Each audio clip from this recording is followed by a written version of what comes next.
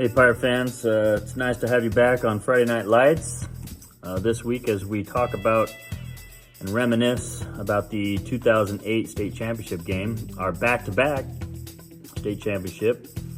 There's a number of things that stand out to me coming off of our state championship from the year before.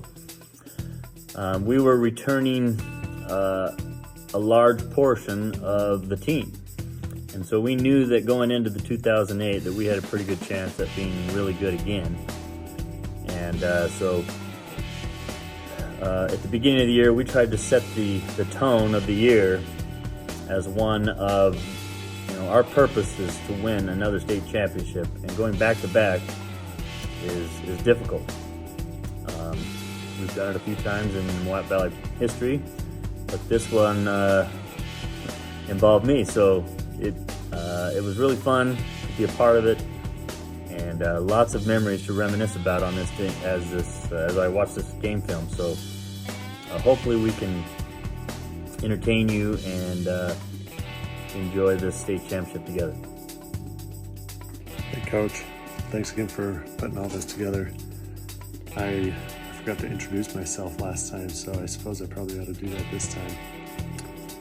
My name is Shaun Hilton. I was a senior on the 2008 back-to-back state championship team, and I was able to find my shirt here to represent it, and found my 2 state rings. This gold one is my senior year, and then here the blue one was my junior year. On the 2008 team, I played wide receiver and outside linebacker. When I think of Moapa Valley football in 2008, I think of back-to-back state championships. When I think of 2008 football team, I think the best team in Moapa Valley history right there. When I think Moapa Valley 2008 football, I think brotherhood. And when I think about Moapa 2008 football, I think of having a stacked team. When I think of the 2008 championship football team, I think of going to an amusement park, going into the fun house, and having all these crazy people all around you, because these guys, they are a bunch of crazy people. They were just a ton of fun to be around. You had all sorts of, their personality is so off the wall, all of them, every single one. But I'll tell you what, I wouldn't give them up for anybody. They were so fun to be around. Hi, I'm Brad Weiss. I was a running back and defensive back on the 2008 state championship team, and I wanted to thank Coach Larson for the opportunity to share some memories and talk about the season. What's up, you guys? My name's Max. I was a quarterback for the last 3 years. This is my senior year for the back-to-back. I'm Moapa Valley. This is Jake Pearce. I was number 35 in the 2008 football season and played middle linebacker and fullback. That was my junior year, 2008 season, and I think we went 10-2 that year. My name's Coach Robison. For several years, I had the opportunity at the varsity level to coach the offensive and defensive linemen at Moapa Valley High School. And 2008 was our state championship team, and Coach Larson has asked if I would say a few things about my memories of that team. I do remember a great bunch of kids that worked hard, played hard, had a lot of fun doing it, and were very talented. Hi, I'm John Oglesby, and I was the team broadcaster as well as the beat writer for the 2008 Moapa Valley Pirates. Never played a snap, never was in a single game for that team, but boy, do I have some incredible stories about that 2008 state championship program. I think the best way to describe the 2008 Pirates was really in one word, and that was dominant. This 2008 team was very deep, and we were loaded with talent. I still think 2008 is one of Moapa Valley's best football teams overall. I know that there's 3 or 4 others that could probably make a good argument, but I thought this was one of our best teams going into the season, that we had great potential to win a back-to-back state championship.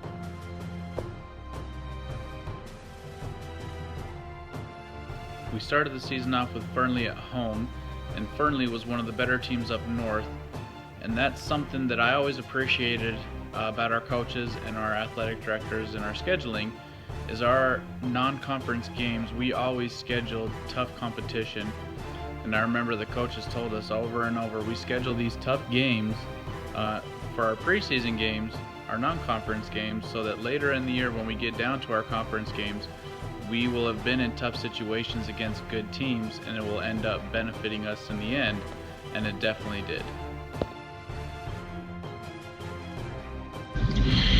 Hey, this is Coach Brandon Jones, one of the varsity assistants on the 2008 state championship football team. I'm excited to talk about this season a little bit. Most seasons, going into a season, you think a lot about how you can replace all the players you lost, and how are you going to replace this senior or that senior. And but going into this 2008 season, it really wasn't the case. Of course, we lost some good seniors from our championship team the year before, but we had a lot of guys coming back, and the places where we lost seniors from the year before, we had a bunch of incoming juniors that were just ready to step in and not miss a beat, and in some cases be even a little bit even better. So it was state championship or bust no matter what that whole season. I mean, that was the only goal, was to win a state championship. It wasn't about getting back to the state championship game. It was about winning another state championship. We were clearly the best team on paper going into that season, and we obviously proved that we were the best team in the state in the 3A.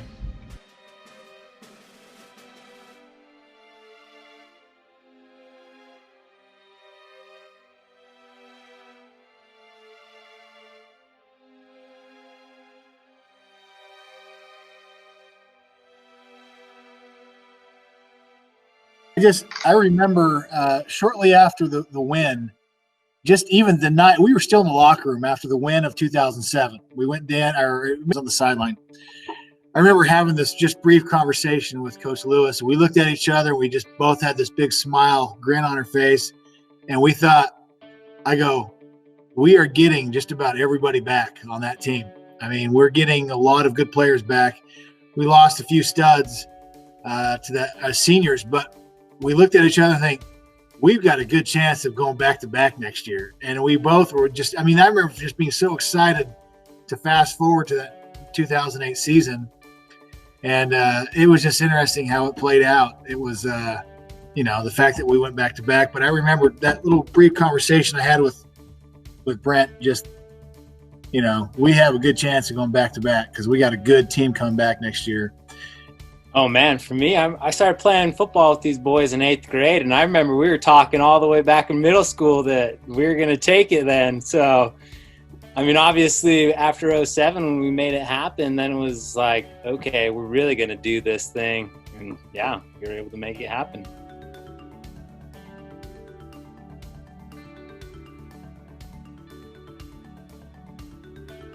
Yeah, like Lomp said, man, we've been playing together since we were kids, and that was like our goal, just to win a state championship. But I think really, like, our junior year going into that season with the class below us and then the seniors ahead of us, we knew, like, if we could get one as a junior going into our senior year, it was going to be a piece of cake, back-to-back, no problem.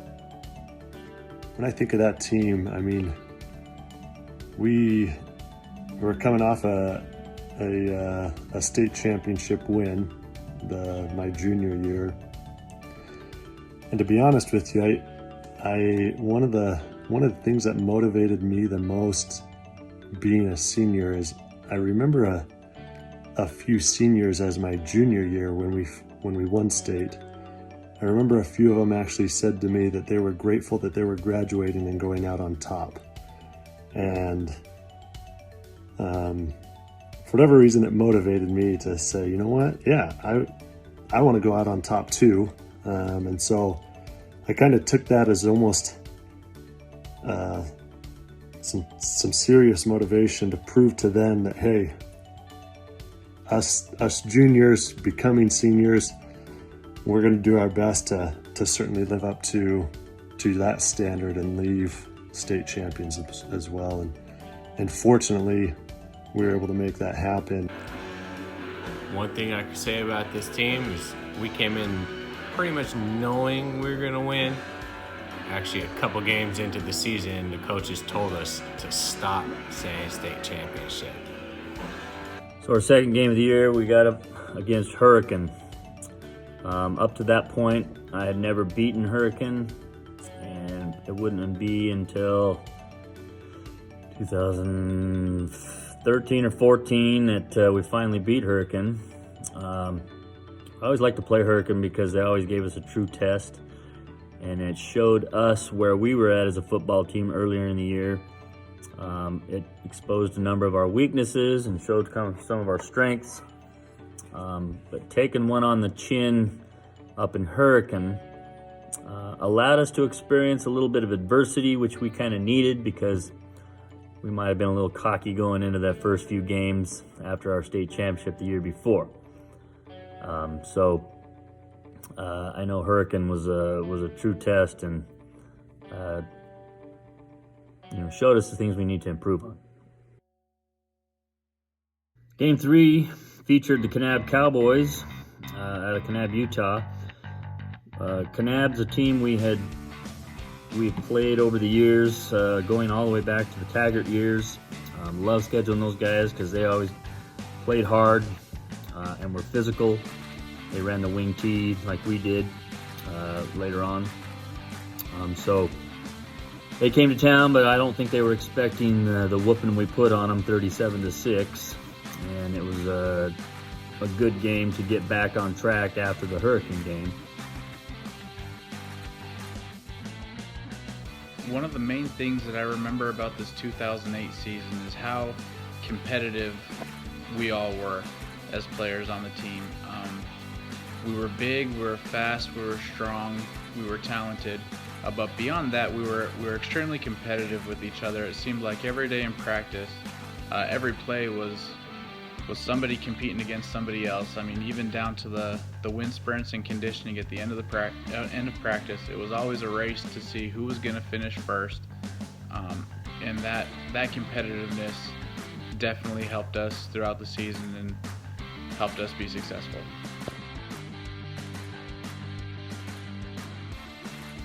One of the memories I have from the Kanab game is we had a great punt down to about Kanab's own 10-yard line. And then I believe it was the very next play, they dropped back for a pass, and their quarterback kept dropping, and Luke Levitt was able to come off the edge and tackle the quarterback in the end zone for a safety.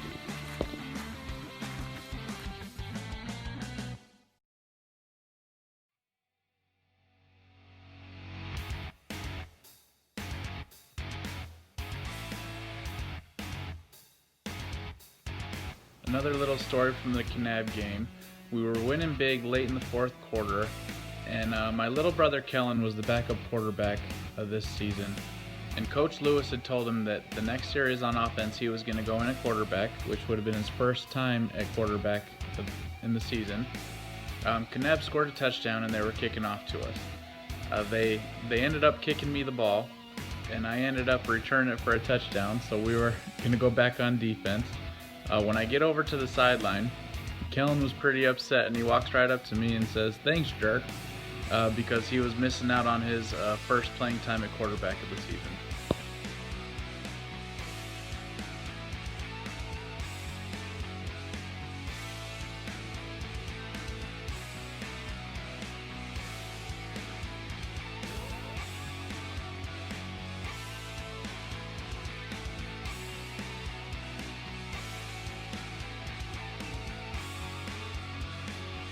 Game 4 is one I won't ever forget. We went all the way up to Delta, Utah.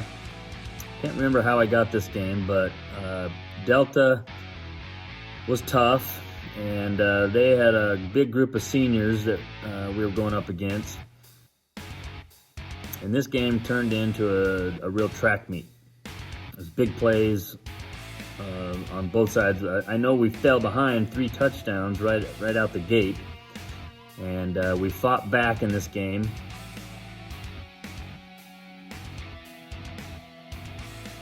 But I think the changing point of that season was actually our loss to Delta. That was a hard-fought game, and it put a real bitter taste in all of our mouths.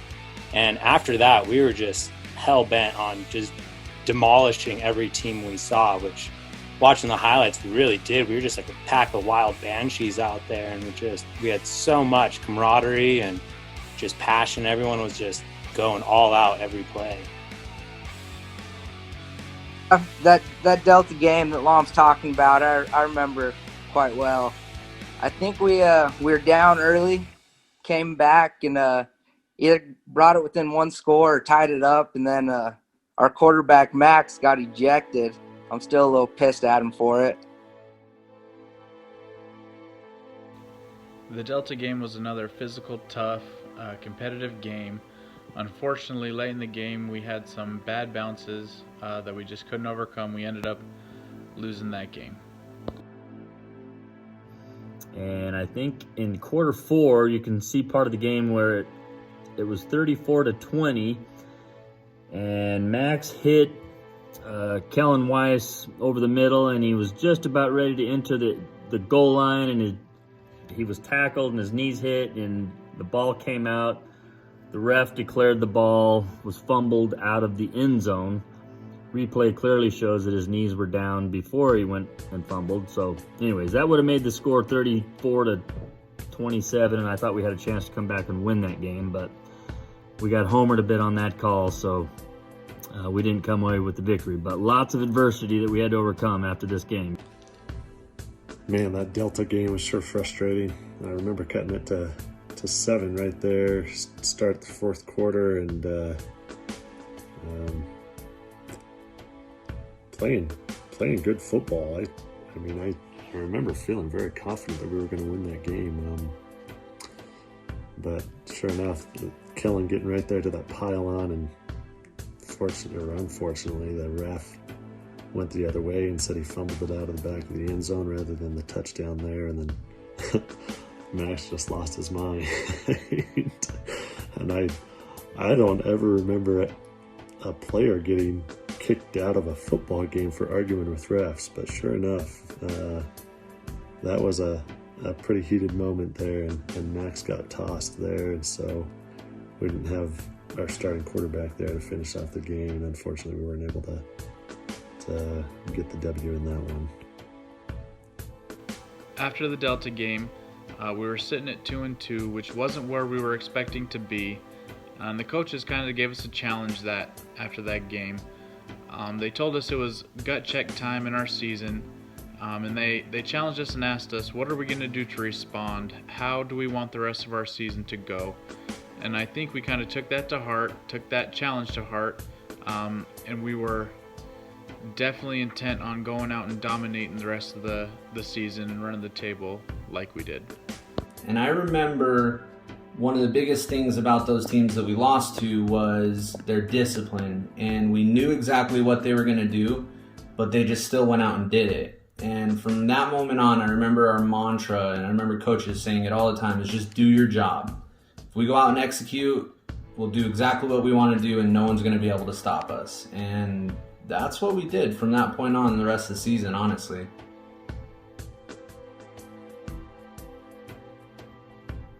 So we came out of preseason 2-2. We were licking our wounds a little bit after the Delta game, but a good way to get over those things is to face Boulder City. And we loved playing Boulder City, and they came to town. Boulder City, of course, was our, probably our number 2 rival after Virgin Valley, because when Virgin Valley left the league back in 81 or 82, the Eagles of Boulder City became our major rivals. And still to this day, I'd say Boulder City is a close second to Virgin Valley as a rival. There's no team I like beating more than Boulder City. Thank you for that.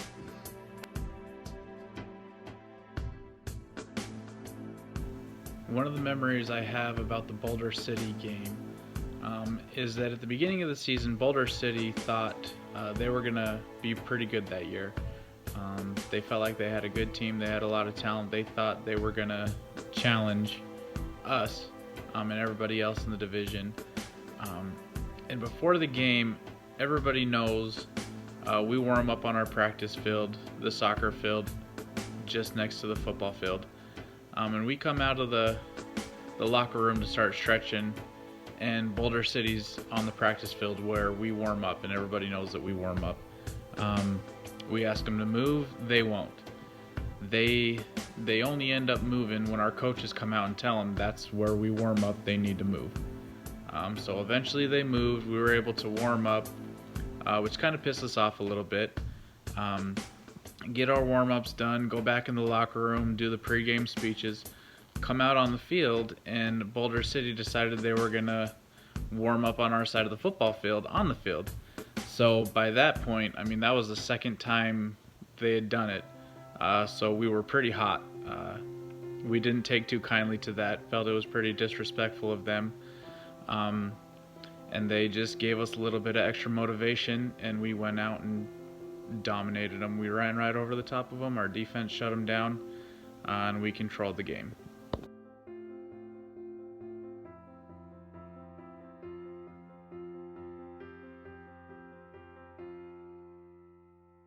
The homecoming game was probably one of my favorites. I always loved dressing up in the all black. You know, I honestly, that's any game that we played at home was probably, like, I don't know, for me, just when we would line up before our games, whatever, before we go on the field, everyone all pumped up. To me, like, I don't know, like the jitters were going, everyone's freaking out of high and entering the field with the band going. It just, there wasn't a feeling like it in the world. Just the way the crowd was, whatever. The home games were probably my favorite. There wasn't anything like it or whatever. It get their adrenaline's going, freaking just ready to go. All the home games for me are probably my favorite.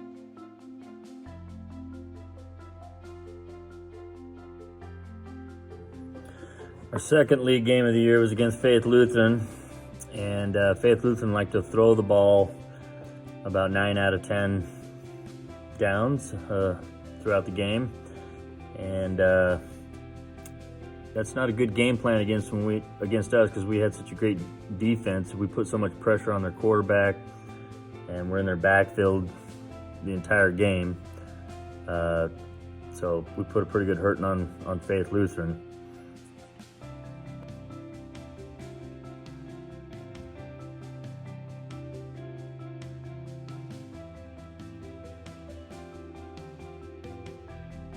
After the Faith Lutheran game, we had 2 non-league games, one with Dayton from Northern Nevada and one with Desert Oasis, who was a 4A at the time.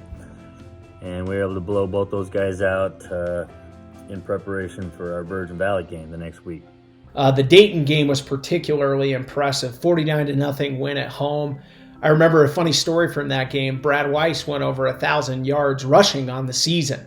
And I was actually doing PA for that game. I wasn't broadcasting it, but doing PA in the stadium. My dad was spotting for me.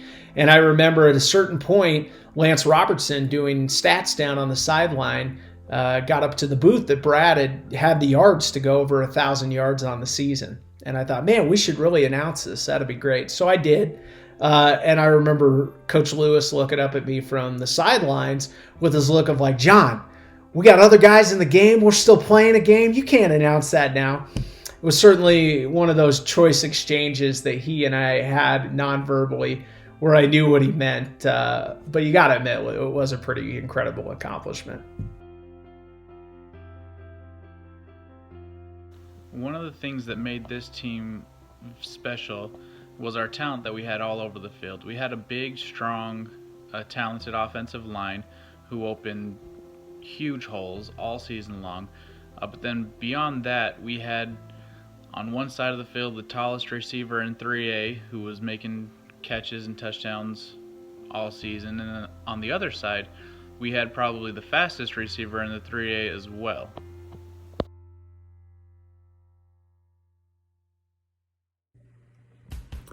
Another great thing about this 2008 team was that we were not predictable. And we had big play capabilities, as well as, we could ground and pound if we needed to. We could throw when we needed to. So it made us very versatile. Coming into the season, I really noticed as I watched this film of how improved of a runner Brad Weiss was from his 2007 year to his senior year in 2008. I felt like Brad just ran so much harder and was so much more of a physical runner his senior year.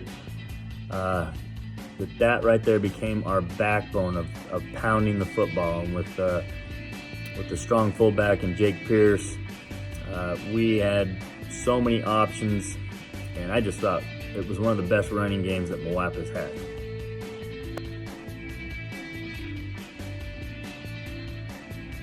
It was sure nice having a running back like Brad. Anytime he got the ball, you knew that he was going to make some serious yardage, and more often than not, it was a big play on his part, and a lot of broken tackles. He ran the ball really hard, and he could outrun a lot of guys. He was a stud. Yeah, Brad was definitely a stud, man. He was a workhorse. He didn't shy from contact, looked to run out of bounds. That's what I loved about Brad. He would lower his head and just put the shoulder into the guy and lay the hit on somebody. But yeah, he was a workhorse. He's a stud for sure. Yeah, well, it was really surprising too, is just his level of fitness. I mean, you'd see him returning a kickoff for a touchdown, and then all of a sudden he'd pick six, and then all of a sudden he'd take a run 60 yards to the house. And then he'd go out in the slot and take a 60-yard reception to the house too. And it was just, kids scored in so many different ways. It was pretty remarkable to watch. Yeah, he was pretty agile on his feet too. He can make people miss too. He was pretty good on his feet, on knowing like that stutter stepping and then making a miss and then taking advantage of that. That's Brad. Brad was straight up a workhorse, and he knew how to play ball. And of course, when you have a good running game, that opens up so many things for you, and it was able to open up our play action game, which became really good for us. And our weapons out at receiver with Shaun, Hilton, and Matt Newton. I think Tyler Waite was at the tight end. And then you mix in our backs into that, gave us the ability to run screens and shovel passes.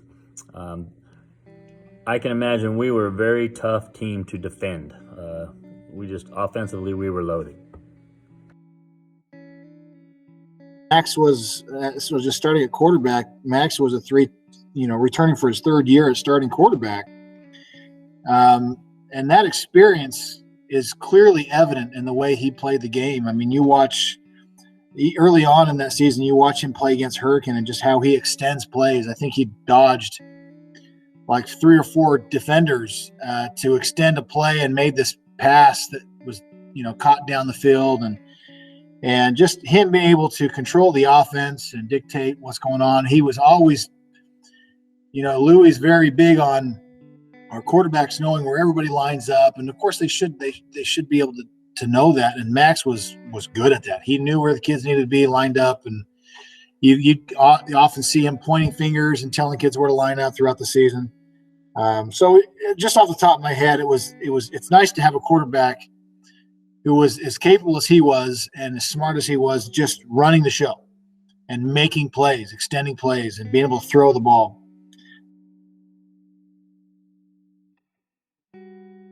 One of the best things Moapa had that entire season was play action pass, because Brad was so strong in the running game, teams would have to load the box. So you would have 8 or 9 guys in the box sometime, leaving Matt Newton, Shaun Hilton, various receivers that the Pirates had isolated out one-on-one with defensive backs, and that was a mismatch to begin.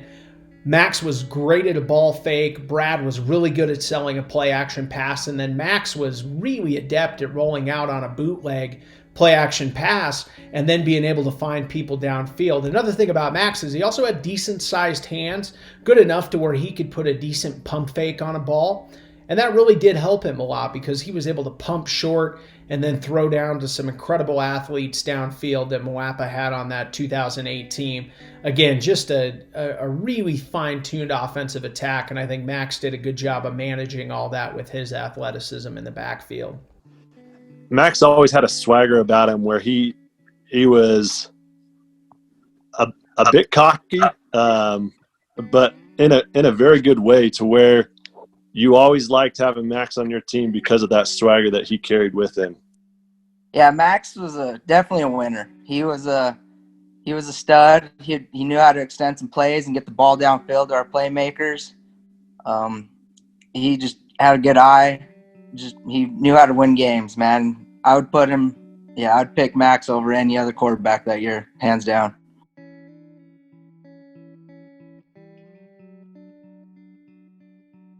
Shaun, I mean, you throw the ball up and he's gonna get it. I mean, you got the height. Shaun was pretty dang good too. You throw the ball up, he's gonna get it. With this height or whatever, yeah. Shaun was definitely one of the key players on our receivers. Yeah, there's a reason why he was called Hilton Stilt, man. That guy would go up and get the ball, no problem.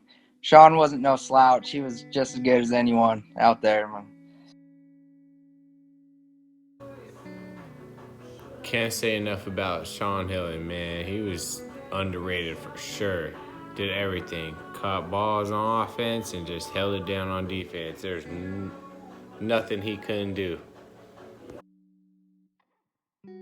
And when I look at Shaun Hilton play throughout the season, he's an example of a solid outside linebacker that made plays. Just got after it. You watch tackles; he was always in on the tackle. And so, I mean, he had a couple pick sixes, I think, in his 2-year career. And, just amazing player.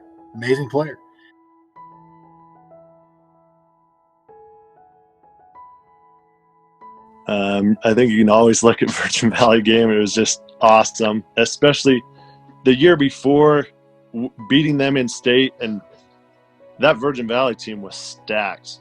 They were a dang good team our junior year, and so it almost felt like they almost thought it was a fluke that we beat them our junior year, and they were supposed to be really good our senior years as well. And I think they were undefeated, at least in league play, as well as we were. So coming into that Virgin Valley game, like it usually was, we were both usually the two top teams, but just being able to go into their place and putting a whooping on them and just making a statement saying, hey, no, last year wasn't a fluke, and we're here to prove that again.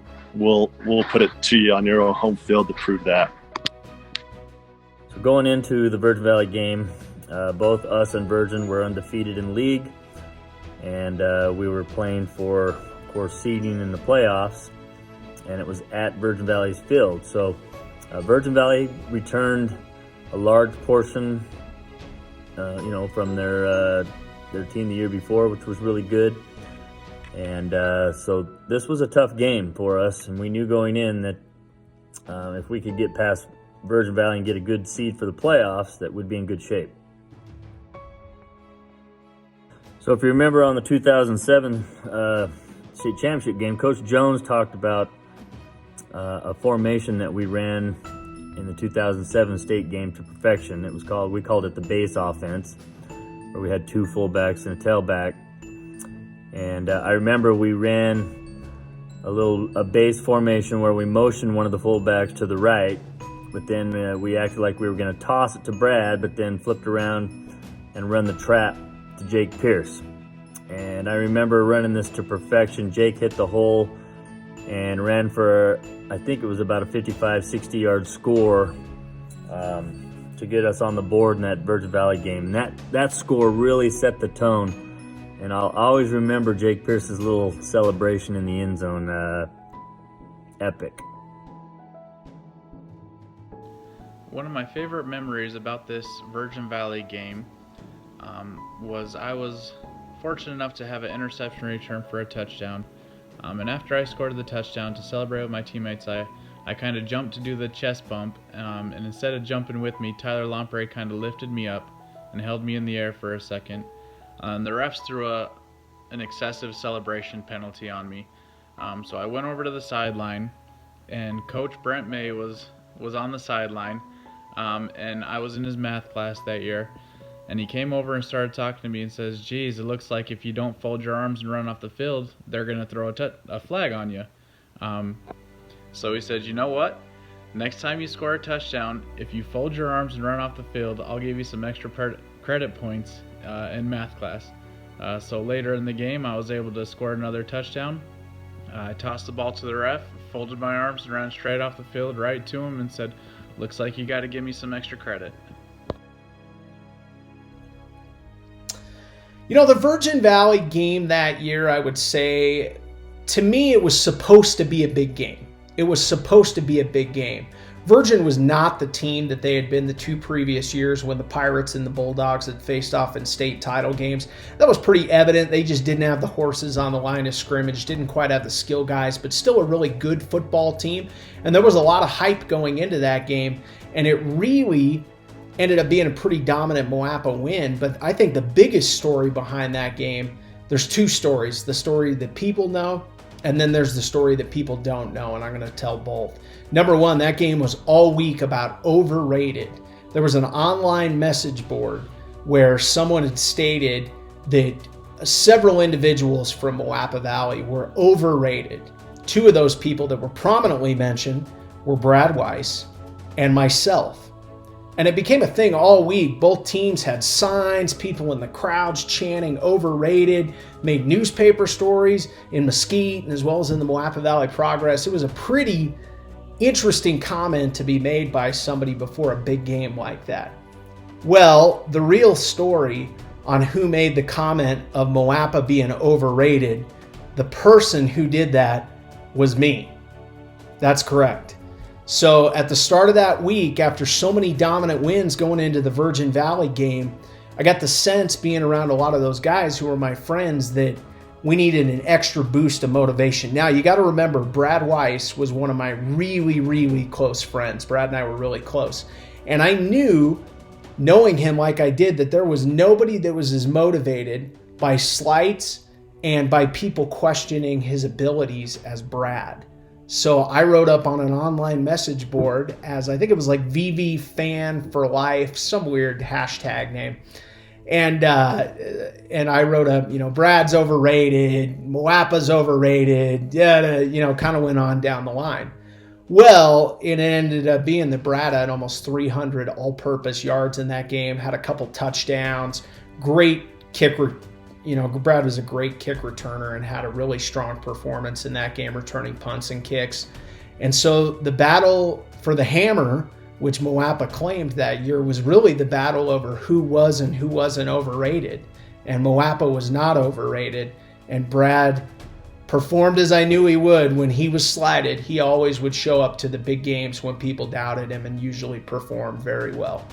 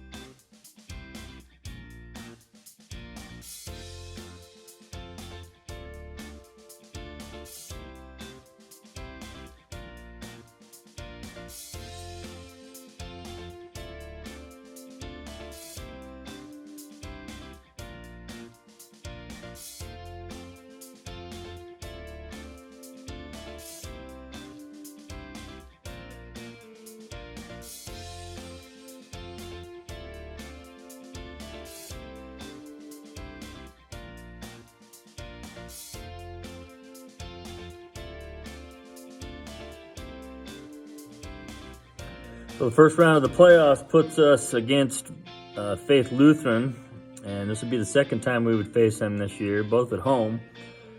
And as a coach, I always hated playing a team that we'd already played earlier in the year, because it's always tough to beat a team twice. This team threw the ball really well, and they were going to give us fits with that, but we were able to take care of business and handle Faith Lutheran at home.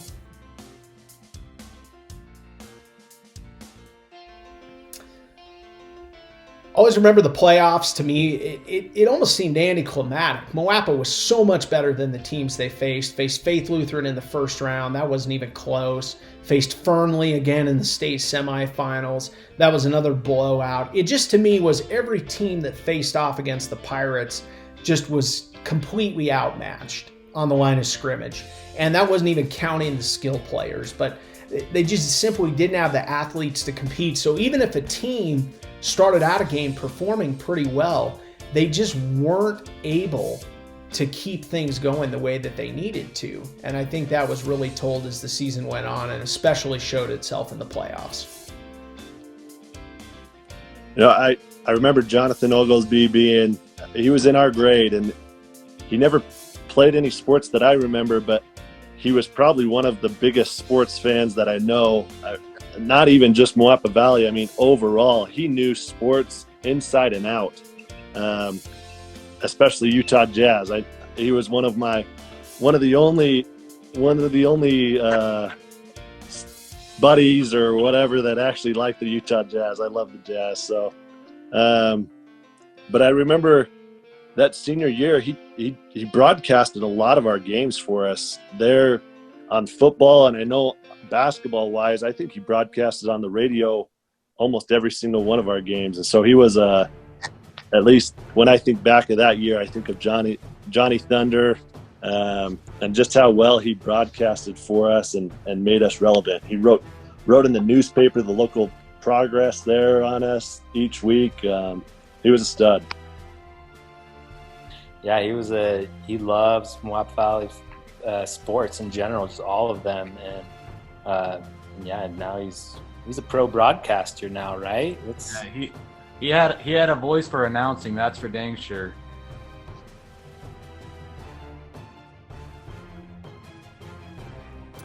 In the state semifinals, we were faced against another opponent that we had already played early in the year, Fernley, who was our first opponent of the year, who we had defeated pretty soundly in game one, but seeing them again in the playoffs was a much different story, and we felt like they had improved quite a bit. The game turned out to be a dominant performance by our defense. The quarterback for Fernley was never able to really get comfortable, and we were just in the backfield the entire time. Fat Andy and Tyler Lomprey, and our linebackers Ozaki and Pearce and Huerta just constantly gave him fits. It was a dominant performance. Coach Knutson on the other side told me after the game that he felt like our 2008 team had a really good chance at beating the 2000 state championship team if we were to go head-to-head. So it was a great compliment, I thought, coming from Coach Knutson, and it showed the level of play that we were playing at that time. That state semifinal game against Fernley, I tell you what, Travis can come lay me out like that anytime as long as we get them for a 10-yard loss like that. Every time I see that play that Travis throws Shaun across it after he sacks him, it makes me die laughing.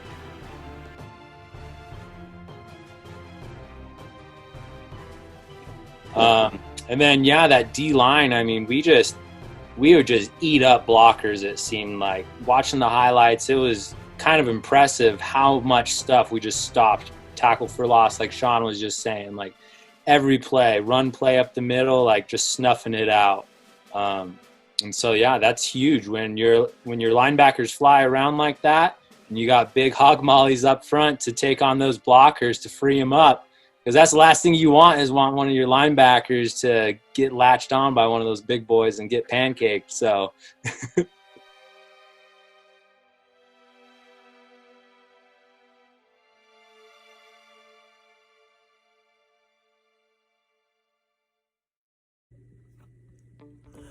So going into the state championship game in 2008, this would be our third straight trip to the finals.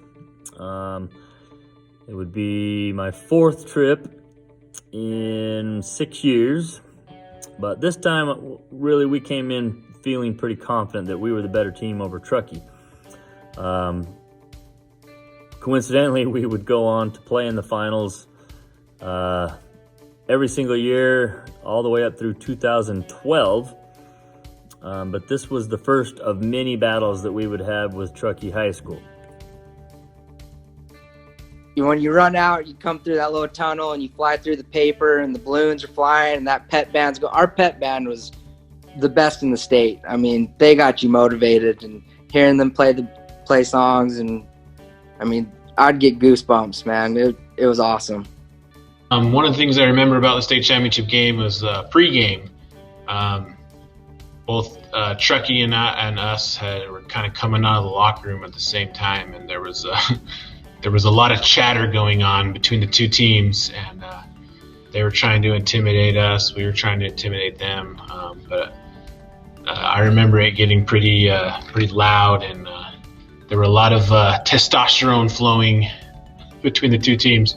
But I do remember in talking with some of the Truckee coaches and players after the fact, maybe a year or two later, they all mentioned that pregame, as they were coming out onto the field, so after we'd kind of been yelling at each other by the locker rooms, they actually got onto the field at the same time that our band and dancers and flag girls and cheerleaders had come on, and we were marching onto the field, and they all said that when we were so loud and overpowering our band, that as we were walking on the same time they were like, oh crap.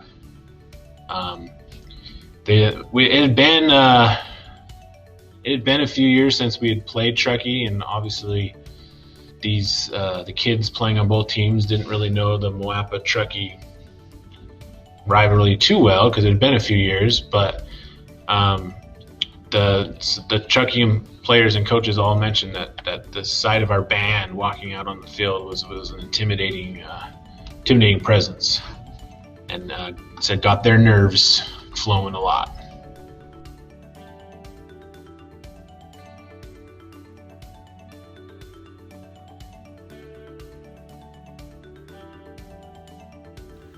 As kids and football players growing up in Moapa Valley, we knew the history between Moapa Valley and Truckee. We knew that they were a great program up north, that we're the great program down south. But we also knew they kind of had the MO of kind of being a little bit of a bully. They would try to intimidate the other team before the game got started, and then come out hard at the beginning of the game and take control early and use that intimidation to just cruise the rest of the game. So we were determined to not let that happen. We decided that we were going to take their role. We were going to be the bully at the beginning of the game. We were going to come out and intimidate them. So that's what we did before the game. We came out screaming and yelling and hollering at them, kind of trash talking them a little bit. We came out hard and strong, and we felt like because of that, coming out and intimidating them a little bit, we were able to carry it over into the game, and they just weren't ready for us.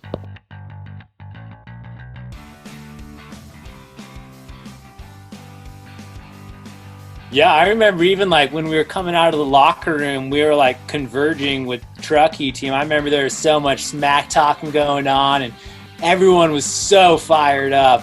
I remember, I think it was Keel was like hyping it up, saying it was like a college environment out there. I mean, it was a lot of people actually for a high school game.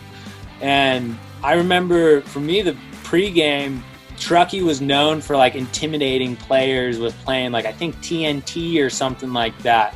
And I remember when it came on, we were so hyped. We were so ready to take it to them. And it really showed on that opening drive of that game, too. I mean, we just ran it right down their throat.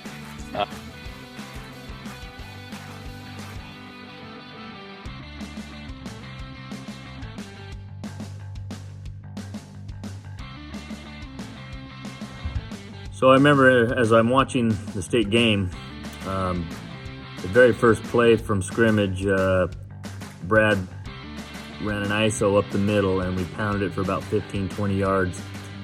I thought that play right there set the tone. I remember we got the opening kickoff. In our very first play, we ran right up the middle. A dive to me right up the middle, and I remember we got about 10, 11 yards, but we ran right over the top of them. And I think, looking back at it, that play kind of set the tone for the game that, yes, we're here, we're bigger, we're stronger, we're going to run right over the top of you, and there's nothing you're going to be able to do about it. To kind of set the tone and let them know that, yeah, we're here to play. No. That dude was only a junior, but man, he stepped up to a ridiculous level. And just, I don't know how many touchdowns he had that year, catching, returning. Man.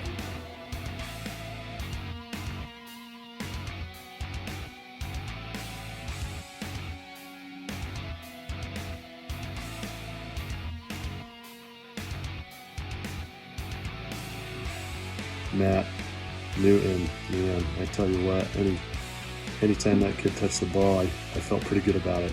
And he sure had a solid game there against Truckee that certainly helped us win that game and take state.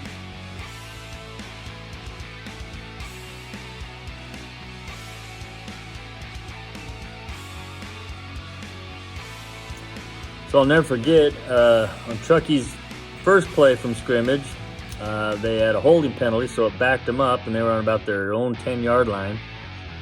And they ran a sweep to the left, and their tailback took it for 90 yards to even the score at 7-7. So I wasn't feeling as great as I was after our first score, after giving up that big, long run. Going into the state championship, we knew Truckee was tough, but I remember the first quarter, they came out and they hit us pretty hard. They made us know that they were there to win it and that they wanted that state championship just as bad, if not more than we did. And it was in that moment that we realized we're not going to be able to just walk to the finish line and take this easy back-to-back state championship. So we had to really buckle down, and the best thing about our team was we were aggressive, and we were a physical football team that just loved to hit. And so we came out and we showed that to Truckee.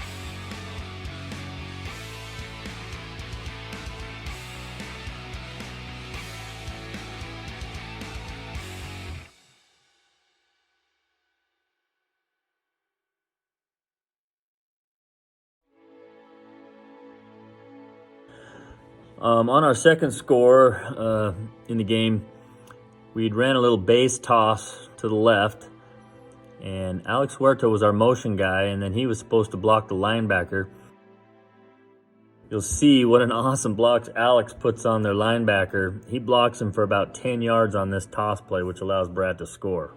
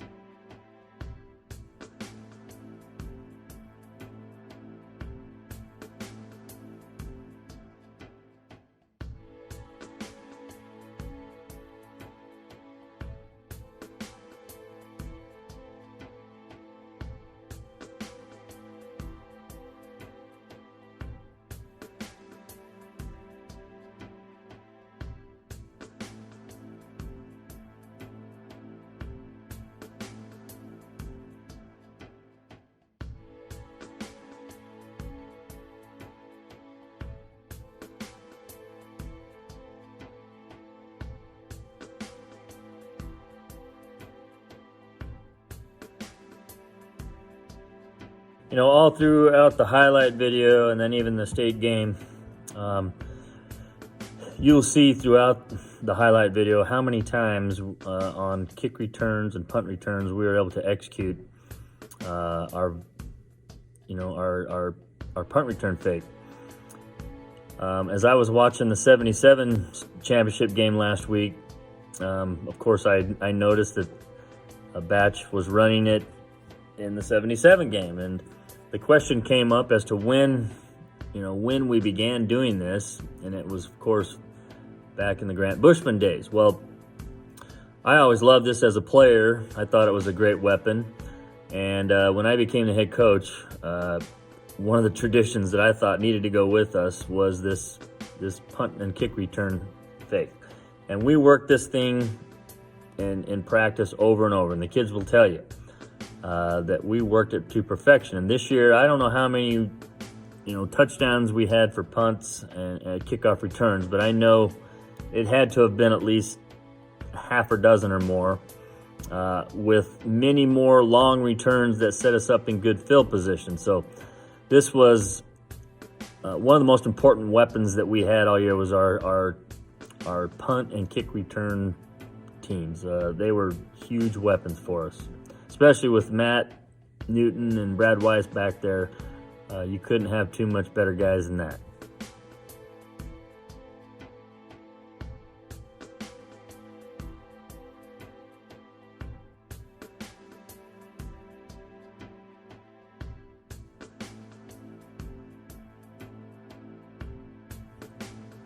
And of course, the reason I mentioned our punt returns because Matt Newton got a punt return, and then this was one of those times where he basically went without the fake and ran it right down the center of the field on the punt return and set us up at like the 3-yard line, which we were able to punch it in.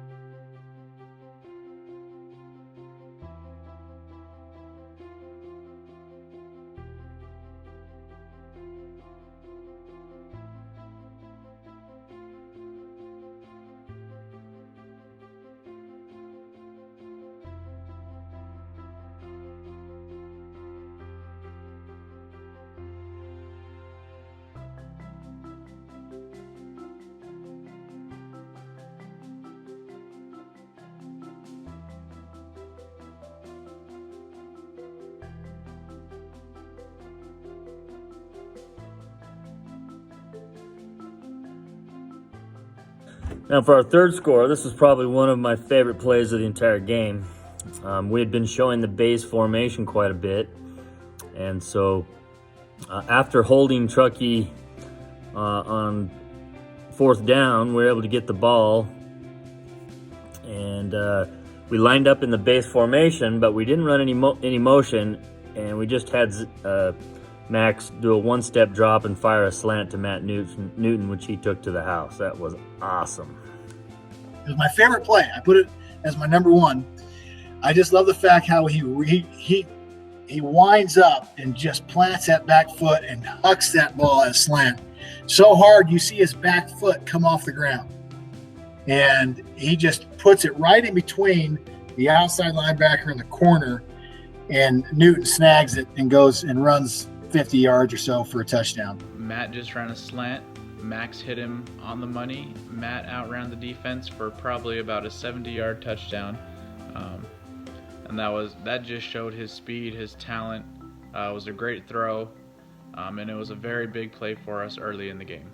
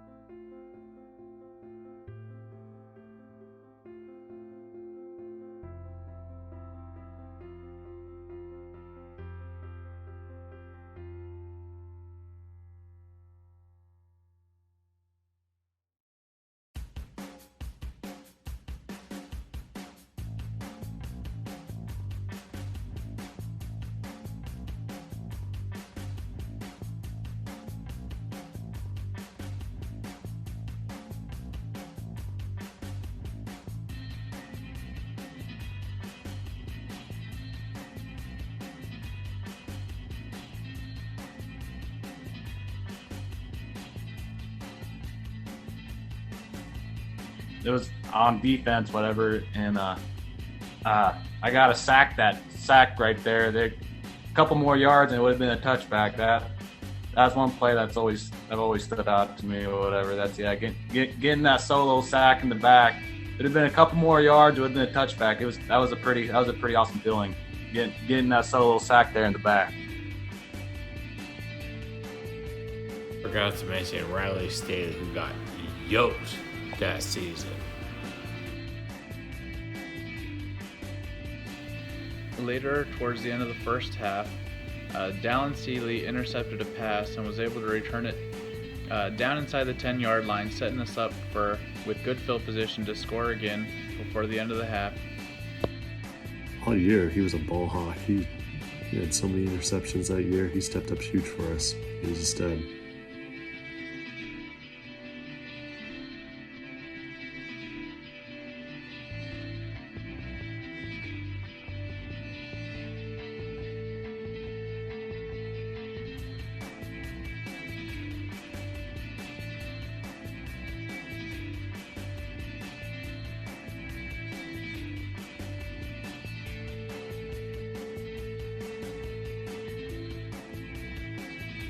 Our fourth score of the game followed a big defensive stand. We had a sack by Riley Staley and then a pick by Seeley. We were able to get the ball down on, I think, the 1-yard line on a 4th and goal, and we had been working on a little play. We had a thing called the fullback power. The fullback power is when we would lead with the tailback and hand to the fullback and run the power to one side. Well, this time we hand it to Jake Pearce on the power, but then he runs basically an option and flips it to Brad. It was kind of a busted play a little bit, but it ended up working out for us, and Brad spun in for the touchdown. My favorite play from the state championship game was 4th and goal, and we ran the fullback option. And I remember when Max handed me the ball, as soon as I looked up, their defensive end was right there ready to light me up. And I pitched it out to Brad, and he does what he did best. He punched it into the goal. The crazy thing about that play, we had put that play in just earlier that week, and we'd only practiced it a couple times. Didn't think it was something that was gonna need to be used, but it was the perfect timing for it, and good thing for us, we were able to execute it and get in the end zone.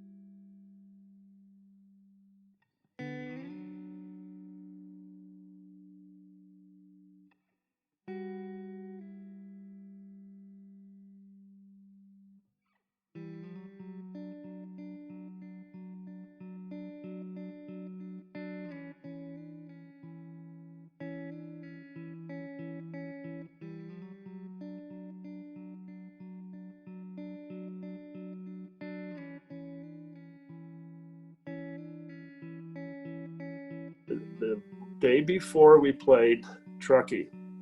We had our pregame, and it was pretty windy. And he was our punter. And so the wind was blowing from the north to the south at our school's field. And so we had him actually kicking out of the end zone. And I'm not the special teams coach, but I was standing back there by him, and I said, Max, I said, what are you going to do if the ball goes over your head, or if you drop it and it's rolling around in the end zone? And he really didn't have an answer. He said, oh, that won't happen. I said, well, at some point in time, it might. I said, if it ever does, depending on the situation in the game, just kick it out of the back of the end zone. So we play the game, and Truckee is, I'm not sure the score at that time. It might have been 24-14 or a little more than that. I'm not sure, but we're kicking out of the south end zone at the Aggie Stadium, and the ball goes over his head. I mean, he touches it, it slows it down, but then it's rolling around on the end zone, and he kicks it out of the end zone. And I thought, they listen to you. Even though you might not think they do, they hear you. And if they're in that situation, they carry it out. And so he saved us a touchdown. I think if, he could have probably tried to pick it up, and I think Truckee was right there. But he did what he said you should do, is kick it out of the back of the end zone. So that gave them 2 points. Now they're 16. We go on and win 35-16. So it could have been, a different story had he not kicked it out of the back and tried to pick it up. It could have been a touchdown for them and momentum on their side.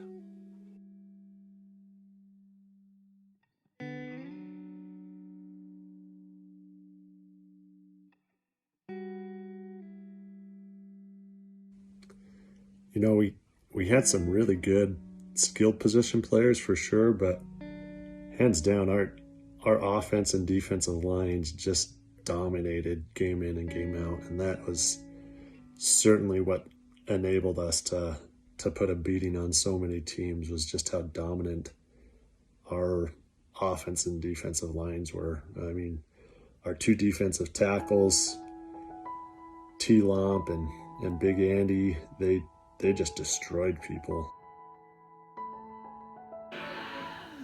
Just like the year past and this year, our offensive defensive line is literally what held us in every game.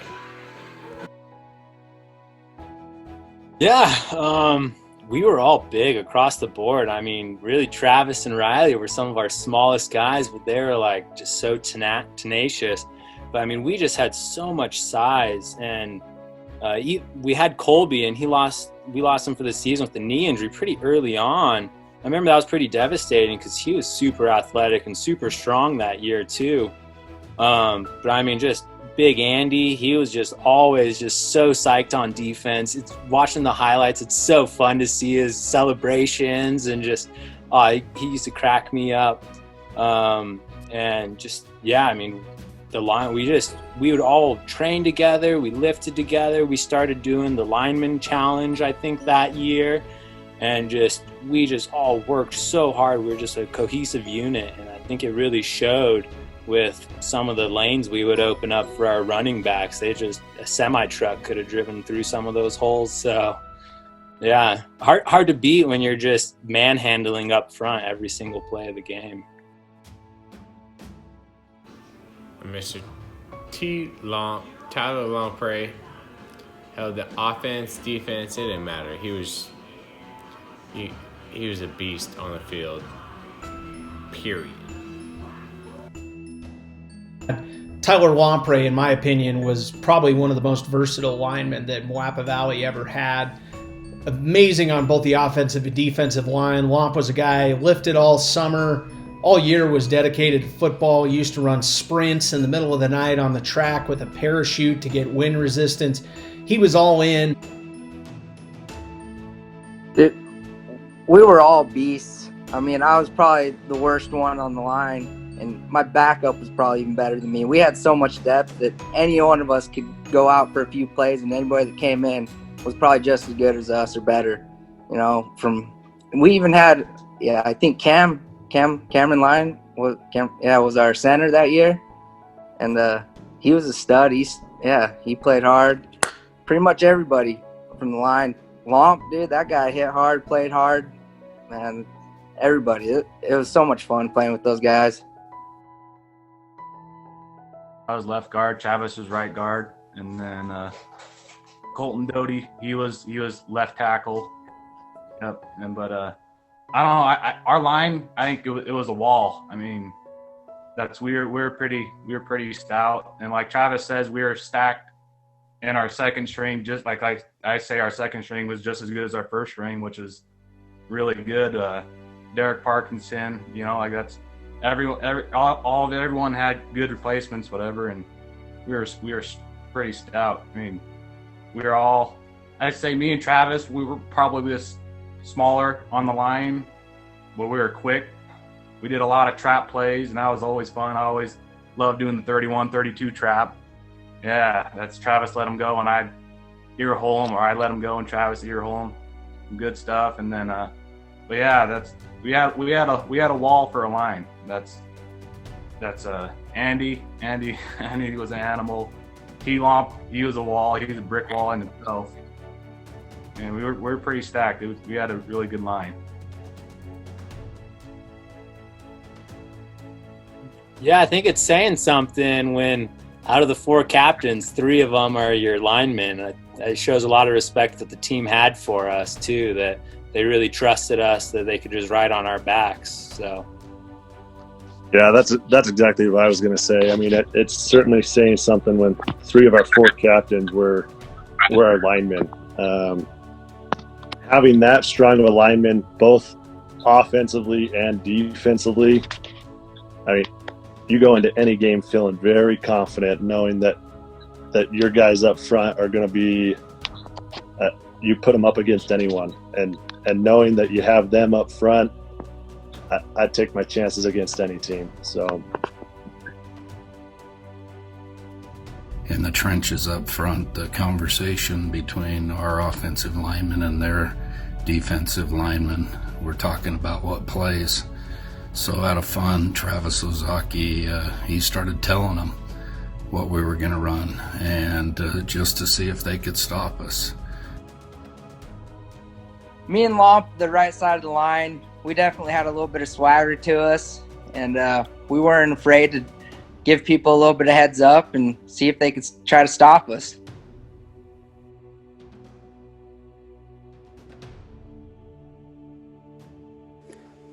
The 2008 team, we had players that could stop the run, and when we had players that stopped the run, our DBs, our linebackers, we had guys that could step up and defend the pass. For the year, I tell you what, they just played flat out football. Yeah, so my senior year, it was me and Jake. I was playing Mike and he was Will.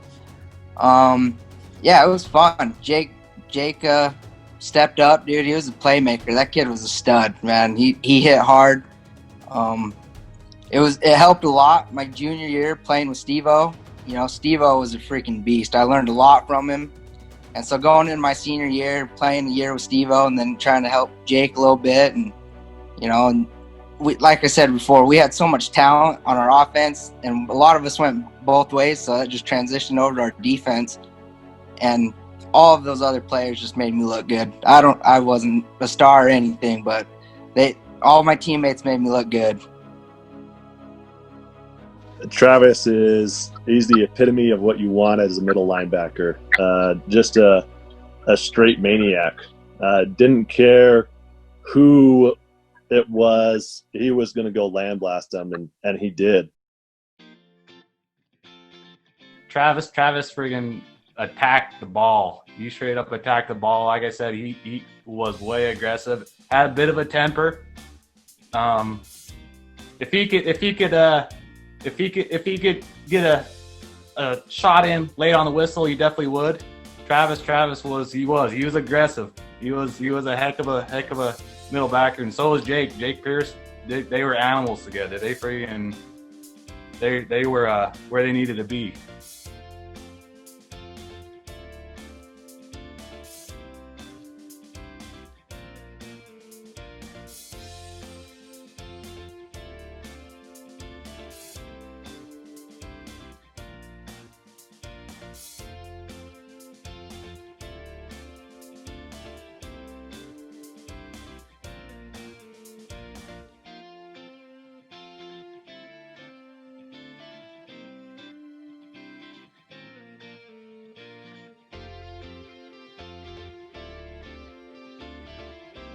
But yeah, so it's kind of cool. I was only brother out of all my brothers to take a state championship my senior year. But yeah, no, it was getting down to the last minute or whatever. We were still playing like we always do, whatever. And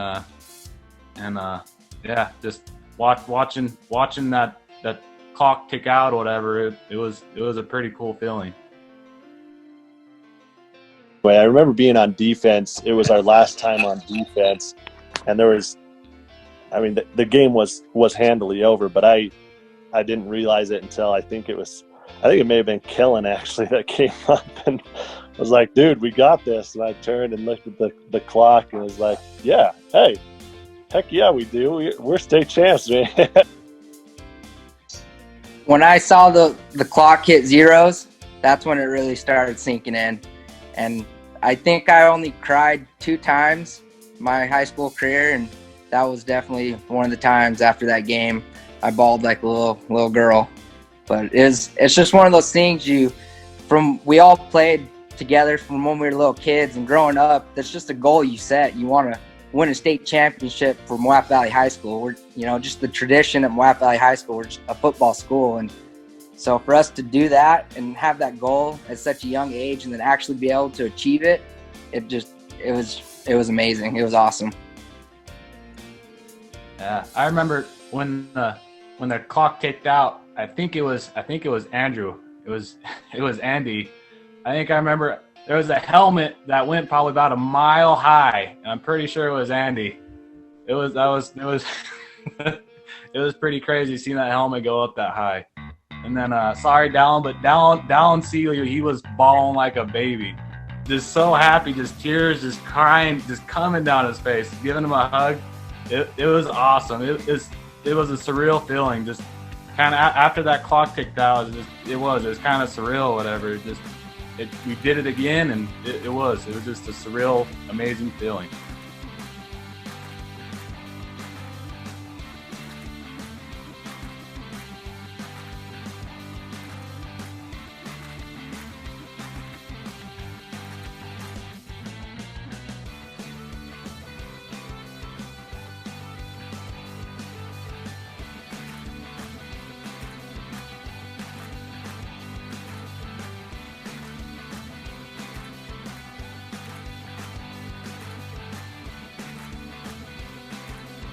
I do remember one thing that I need to add. After the game, I spent some time talking to Coach Schaefer after the game, and he had so many good things to say about our football team, just about how well we executed. And this would be, like I said, one of the many battles that we would have going up against Truckee, 5 years in a row after this. It'd be 4 more after this, but Coach Schaefer is missed. He passed away a few years ago, and I was able to go up to his funeral service up in Truckee. And I'll tell you what, the Truckee atmosphere up there is so much like the Moapa Valley football atmosphere. I gained a lot of respect for the Truckee Wolverines over the years, and it was all because of Coach Schaefer, so he will be missed. And even after the state game, I remember Bob Schaefer, we of course saw him at state at multiple other times, and he would always comment, man, that 2008 team, that was a good team. That was just that team was just, he always had good things to say about that 2008 team. Just we couldn't. There's nothing we could have done that would have beat that team.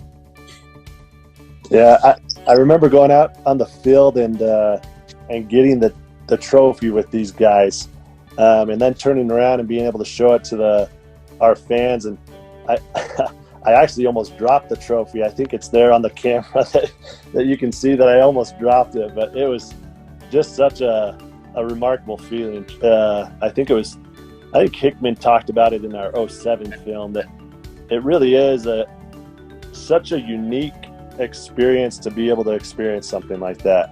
You look back on it, and it's a special time, and it is a memory that lasts a lifetime. You certainly won't ever forget it.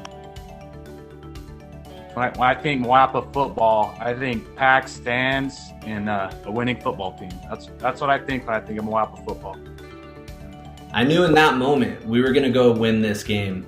And I looked up at the stands and I could just see our entire town right there. And that's something that I think really played a huge impact in that state championship, was from the marching band to the staff, the team, and the cheering on the sidelines. It was an entire community coming together to win that state championship. And I've never been more proud of where I lived and where I grew up and played football than in that moment right there.